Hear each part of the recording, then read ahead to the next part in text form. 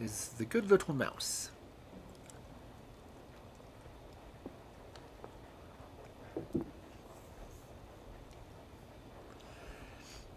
Once upon a time there lived a king and queen who loved each other so much that they were never happy unless they were with each other.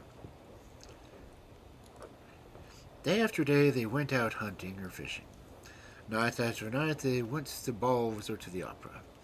They sang and danced and ate sugar plums, and were the gayest of the gay, and their subjects followed their example, so that the kingdom was called the Joyous Land. And now in the next kingdom everything was different as all could be. The king was sulky and savage, and never enjoyed himself at all. He looked so ugly and cross that all his subjects feared him, and he hated the very sight of a cheerful face. So if he ever caught anyone smiling, he had his head cut off that very minute. This kingdom was very appropriately called the Land of Tears. Now, when this wicked king heard of the happiness of the jolly king, he was so jealous that he collected a great army and set out to fight him, and the news of his approach was soon brought to the king and queen.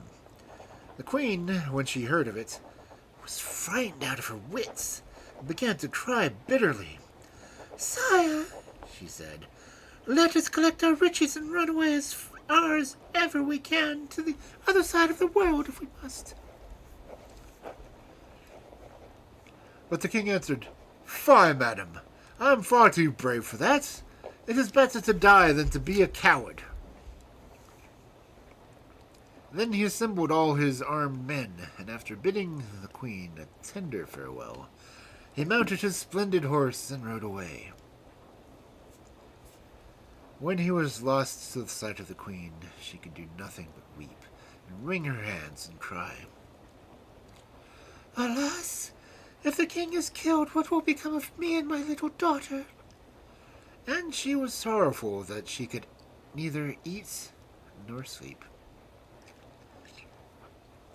The king sent her a letter every day, but at last, one morning, as she looked out of the palace window, she saw a messenger approaching in a hot haste. "What news, Koya? What news?" cried the queen, and he answered, "The battle is lost, and the king is dead. In another moment the enemy will be here." The poor queen fell back insensible, and all her ladies carried her to bed, and stood round her weeping and wailing. Then began a tremendous noise and confusion, and they knew that the enemy had arrived. And very soon they heard the king himself stamping about the palace, seeking the queen. Then her ladies put the little princess into her arms, and covered her up head to toe with bedclothes, and ran for their lives, and the poor queen lay there shaking, hoping she would not be found. But very soon the wicked king clattered into the room, and in a fury because the queen would not answer when he called for her, he tore back her silken coverings and tweaked off her lace cap. And when the lovely hair lay tumbling about her shoulders, he wound it 3 times around his hand and threw her over his shoulder, where he carried her like a sack of flour. The poor queen held her little daughter safe in her arms and shrieked for mercy, but the wicked king only mocked her and begged her to go on shrieking because it amused him, and so mounted his great black horse and rode back to his country. When he got there, he declared that he would have the queen and the little princess hanged on the nearest tree. But his courtiers said that seemed a pity, for when the baby grew up she would be a very nice wife for the king's only son. The king was rather pleased with this idea, and shut the queen up in the highest room of a tall tower, which was very tiny and miserably furnished, with a table and a very hard bed to sleep on. Then he sent for a fairy who lived near his kingdom, and after receiving her with more politeness than he generally showed, and entertaining her with a sumptuous feast, he took her up to see the queen. The fairy was so touched by the sight of her misery that when she kissed her hand, she whispered, "Courage, madam. I think I see a way to help you." The queen, a little comforted by these words, received her graciously, and begged her to take pity upon the poor little princess who had met with such sudden reverse of fortune. But the king got very cross when he saw them whispering together, and cried harshly, "Make an end of these fine speeches, madam. I brought you here to tell me if the child will grow up pretty and fortunate." Then the fairy answered that the princess would be pretty and clever, and well brought up as it was as possible to be. And the old king growled to the queen that it was lucky for her that it was so, and they would certainly have been hanged if it had been otherwise. And then he stamped off, taking the fairy with him, and leaving the poor queen in tears. "How can I wish my little daughter to grow up pretty if she is to be married to that horrid little dwarf, the king's son?" she said to herself. "And yet, if she is ugly, we shall both be killed. If I could only hide her away somewhere so that the cruel king could never find her." As the days went on, the queen and her little princess grew thinner and thinner, for their hard-hearted jailer gave them every day only 3 boiled peas and a tiny morsel of black bread, so that they were always terribly hungry. At last, one evening, the queen sat at her spinning wheel, for the king was so avaricious that he made her work day and night. She saw a tiny, pretty little mouse creep out of a hole, and said to it, "Alas, little creature, what are you coming to look for here? We only have 3 peas for my day's provision, and unless you wish to fast, you must go elsewhere." But the mouse ran hither and thither, and danced and capered so prettily, that at last the queen gave her her last pea, which she was keeping for her supper, saying, "Here, little one, eat up. I have nothing better to offer you, but to give this willingly in return for the amusement that I have been given." She had hardly spoken when she saw upon the table a delicious little roast partridge and 2 dishes of preserved fruit. "Truly," she said, "a kind action never goes unrewarded." And she and the little princess ate their supper with great satisfaction, and then the queen gave what was left to the little mouse, who danced better than ever afterwards. The next morning came the jailer with the queen's allowance of 3 peas, which he brought in on a large dish, just to make it look smaller. But as soon as he set it down, the little mouse came and ate up all 3, so that the queen wanted her dinner. There was nothing left for her. Then she was quite provoked and said, "What a bad little beast that mouse must be! If it goes on like this, I shall be starved." But when she glanced at the dish again, it was covered with all sorts of nice things to eat, and the queen made a very good dinner, and was gayer than usual over it. But afterwards, as she sat at her spinning wheel, she began to consider what would happen if the little princess did not grow up pretty enough to please the king. And she said to herself, "Oh, if only I could think of some way of escaping."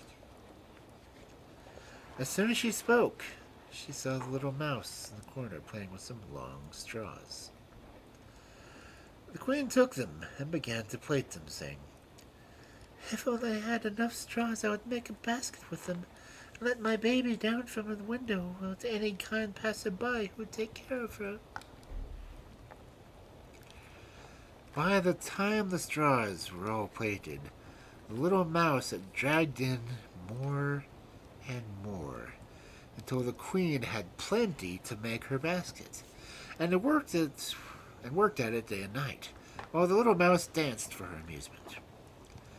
And at dinner and supper time, the queen gave it the 3 peas, and the little bit of black bread, as always found something good in the dish in its place. She really could not imagine where all the nice things were coming from. At last, one day when she was working the basket and it was finished, the queen was looking out the window to see how long a cord she must make to lower it to the bottom of the tower. Then she noticed a little old woman who was leaning upon a stick, looking back up at her. Presently she said, "I know your trouble, madam. If you like, I will help you." "Oh, my dear friend," said the queen, "if you really wish to be of use to me, you will come at a time that I will appoint, and I will let down my poor little baby in a basket. If you will take her and bring her up for me, when I am rich I will reward you splendidly." "I don't care about the reward," said the old woman, "but there is one thing that I should like. You must know that I am very particular about what I eat, and if there is one thing I fancy above all things, it is a plump, tender little mouse.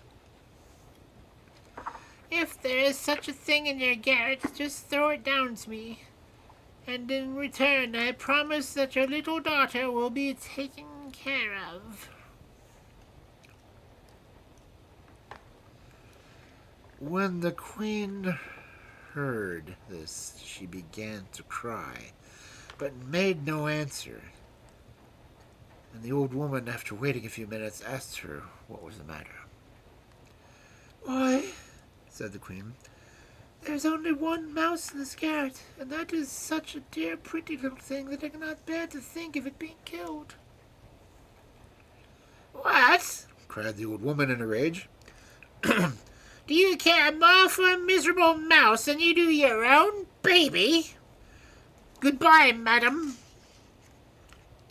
I leave you to enjoy its company, and for my own part I thank my stars that I will get plenty of mice without troubling you to give them to me." And she hobbled off, grumbling and growling. As to the queen, she was so disappointed that, in spite of finding a better dinner than usual, and seeing the little mouse dancing in its merriest mood, she could do nothing but cry. That night, when her baby was fast asleep, she packed it into a basket and wrote on a slip of paper, "This unhappy little girl is called Delicia." This she pinned to its robe, and then sadly she was shutting the basket, when in sprang the little mouse and sat on the baby's pillow.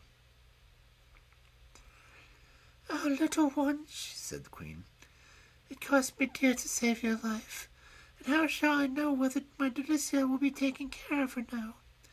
Anyone else would let the greedy old woman have you and eat you up, but I could not bear to do it." Whereupon the mouse answered, "Believe me, madam, you will never repent your kindness." The queen was immensely astonished when the mouse began to speak, and still more so when she saw its sharp little nose turn into a beautiful face, and its paws to hands and feet. And then it suddenly grew tall, and the queen recognized the fairy who had come with the wicked king to see her. The fairy smiled at her astonished look and said, "I wanted to see if you are faithful and capable of feeling a real friendship for me. For you see, we fairies are rich in everything but friends. and those are hard to find. True that. It is not possible that you should want to be friends with a charming creature, said the queen, kissing her. Indeed, it is so, the fairy said. For those who are only friendly with me for their own advantage, I do not count at all. But when you cared for the poor little mouse, you could not have known there was anything to be gained by it. And to try you further, I took the form of an old woman whom you talked to from the window. And then I was convinced that you really loved me. Then, turning to the little princess, she kissed her rosy lips 3 times, saying, Dear little one, I promise that you shall be richer than your father, and shall live for 100 years, always pretty and happy, and without fear of old age and wrinkles. Specific. The queen, quite delighted, thanked the fairy gratefully and begged her to take charge of little Delicia and bring her up as her own daughter. This she agreed to do, and then they shut the basket and lowered it carefully, baby and all, to the ground at the foot of the tower. The fairy then changed herself back into the form of a mouse, and this delayed her a few seconds, after which she ran nimbly down the straw rope, but only to find when she got to the bottom that the baby had disappeared. In the greatest terror she ran up again to the queen, crying, All is lost! My enemy, Calcanstein, has stolen the princess away. You must know that she is a cruel fairy who hates me, and she is older than I am and has far more power. I can do nothing against her. I know no way of rescuing Delicia from her clutches. When the queen heard this terrible news, she was heartbroken and begged the fairy to do all that she could to get the poor princess back again.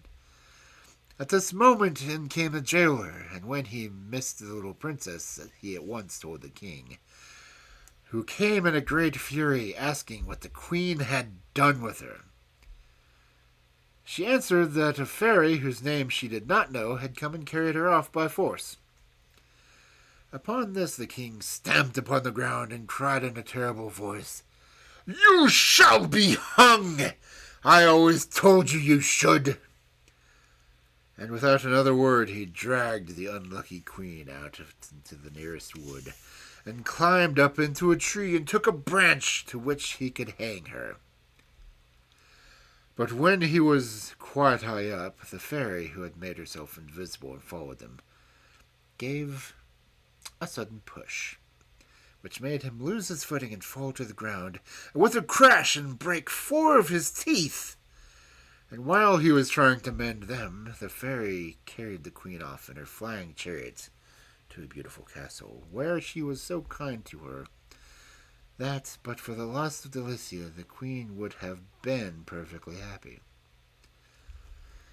But though the good little mouse did not do her utmost, she could not find out where Canclean had taken the little princess.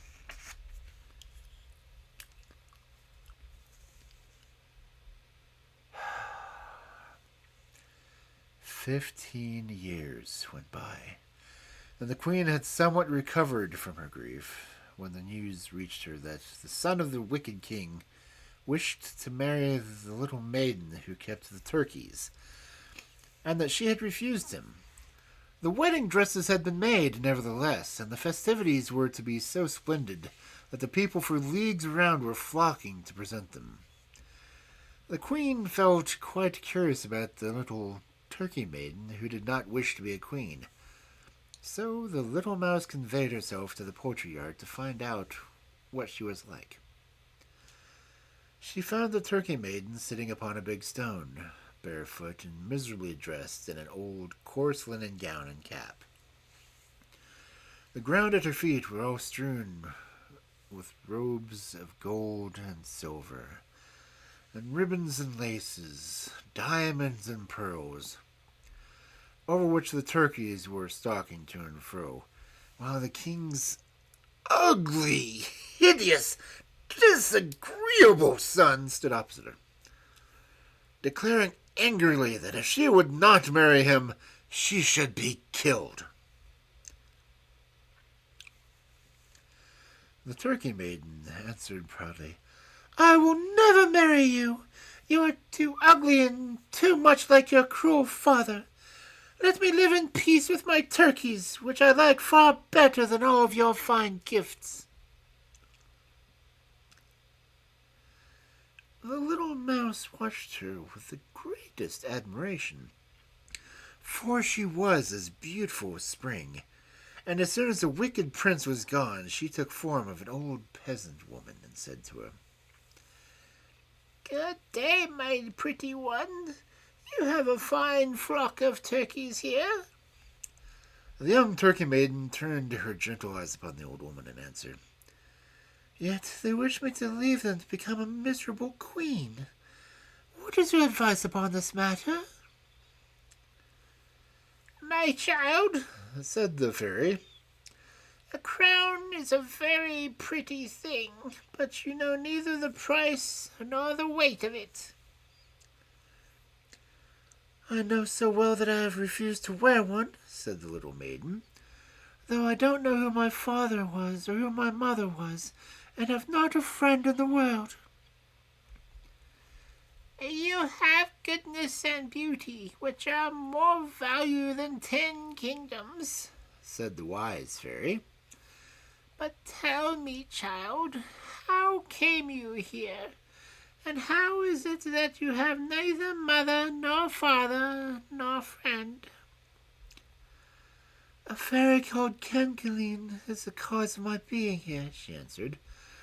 For while I lived with her, I got nothing but blows and harsh words, till at last I could bear it no longer, and I ran away from her without knowing where I was going. And as I came through the woods, the wicked prince met me, and offered to give me charge of the poultry yard. I gladly accepted, not knowing that I should be here to see him day by day. And now he wants to marry me, but that I will never consent to. Upon hearing this, the fairy became convinced that the little turkey maiden was none other than the Princess Delicia. What is your name, my little one? She said. I'm called Delicia, if it please you, she answered. Then the fairy threw her arms round the princess's neck and nearly smothered her with kisses, saying, Ah, Delicia, I'm a very old friend of yours, and I will gladly find you at last. But you might look nicer than you do in that old gown, which is only fit for a kitchen maid. Take this pretty dress, and let us see the difference it will make. So Delicia took off the ugly cap, and shook out all of her fine, shining hair, and bathed her hands and face in the clear water from the nearest spring till her cheeks were like roses, her nose like a cherry. And when she was adorned with the diamonds and the splendid robe the fairy had given her, she looked like the most beautiful princess in the world. And the fairy, with great delight, cried, Now you look like you ought, you Delicia. What do you think about yourself? And Delicia answered, I feel as if I were the daughter of some great king. And you would be glad if you were, answered the fairy. Oh, indeed I should, answered she. Ah, well, said the fairy, tomorrow I may have some pleasant news for you. So she hurried back to her castle, where the queen sat busy with her embroidery, and cried, My madam, will you wager your thimble and your golden needle that I am bringing you the best news you could possibly hear? Alas, sighed the queen, since the death of the jolly king and the loss of my Delicia, all the news in the world is not worth a pin to me. There, don't be melancholy, said the fairy. I assure you that the princess is quite well, and I have never seen her equal in beauty. She is quite the queen. Might be a queen tomorrow if she chose. And then she told all that happened. And the queen first rejoiced over the thought of Delicia's beauty, and then wept at their idea of her being a turkey maiden.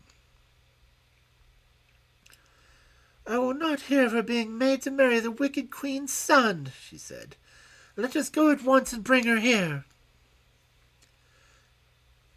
In the meantime, the wicked prince, who was very angry with Delicia, had sat himself down under a tree and cried and howled with rage and spite, until the king heard him and cried out of the window, "What's the matter with you? What are you making all the disturbance?" And the prince replied, "It is all because our turkey maiden will not love me."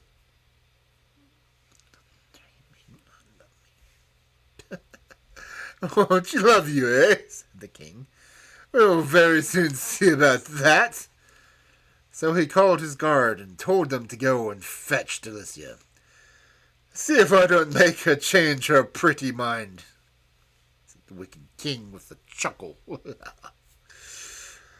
Then the guards began to search the poultry yard and could find nobody there but Delicia, who, with her splendid dress and her crown of diamonds, looked such a lovely princess that they hardly dared speak to her. But she said to them very politely, Pray tell me, what are you looking for here? "Madam," they answered, "we are sent for an insignificant little person named Delicia." Alas, she said, that is my name. What can I do for you? So the guards tied her hands and feet with thick ropes, for fear that she might run away, and brought her to the king, who was waiting with his son. When he saw her, he was very much astonished at her beauty, which would have made anyone less hard-hearted sorry for her. But the wicked king only laughed and mocked her. Well, little fright, little toad, why don't you love my son, who is far too handsome and too good for you? Make haste and begin to love him this instant, or you shall be tarred and feathered." Then the poor little princess, shaking with terror, went down on her knees, crying, "Oh, don't tar and feather me, please. It would be most uncomfortable. Let me have 2 or 3 days to make up my mind, and then you shall do what you like with me."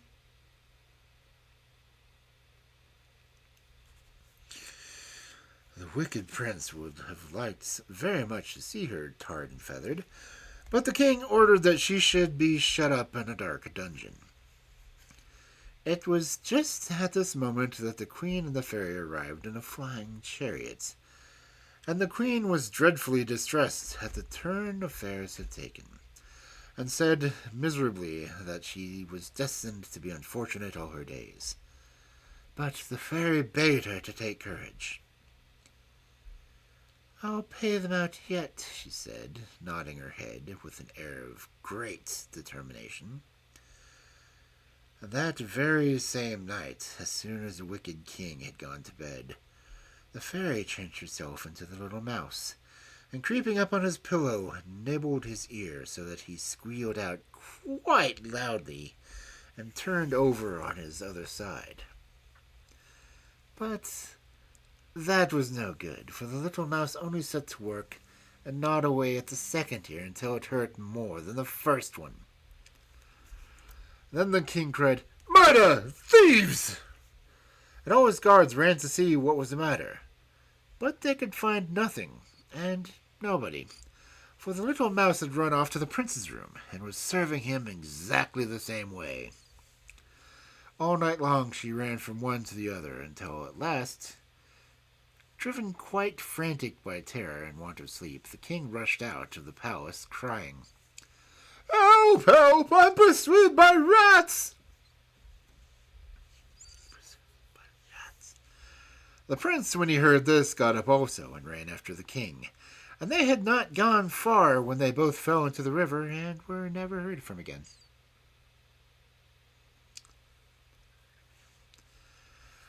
Then the good fairy ran to tell the queen, and they went together to the black dungeon where Delicia was imprisoned. The fairy touched each door with her wand, and it sprang open instantly. But they had to go through 40 before they came to the princess, who was sitting on the floor looking very dejected. But when the queen rushed in and kissed her 20 times in a minute, and laughed and cried, and told Delicia all of her history, the princess was wild with delight. Then the fairy showed her all the wonderful dresses and jewels she had brought for her, and said, "Don't let us waste haste. We must go and harangue the people." So she walked first, looking very serious and dignified, and wearing a dress the train of which was at least 10 ells long. Behind her came the queen, wearing a blue velvet robe embroidered with gold, and a diamond crown that was brighter than the sun itself. Last of all walked Delicia, who was so beautiful that it was nothing short of marvelous. They proceeded through the streets, returning all the salutations they met, great and small, and all the people turned and followed them, wondering who these noble ladies were.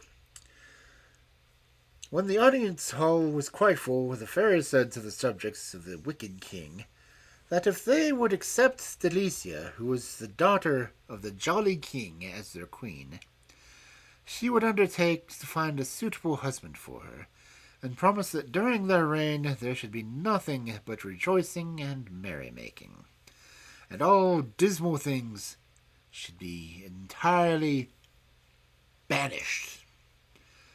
Upon this, the people cried with one accord, "We will! We will! We've been gloomy and miserable too long already!" And they all took hands and danced round the queen and Delicia and the good fairy, singing, "Yes, yes, we will! We will!" Then there were feasts and fireworks in every street in the town, and early the next morning the fairy, who had been all over the world in the night, brought back with her in her flying chariot the most handsome and good-tempered prince that she could find anywhere. He was so charming that Delicia loved him from the moment their eyes met. And as for him, of course, he could not help thinking himself the luckiest prince in the world. The queen felt that she had really come to an end of her misfortunes at last, and they all lived happily ever after.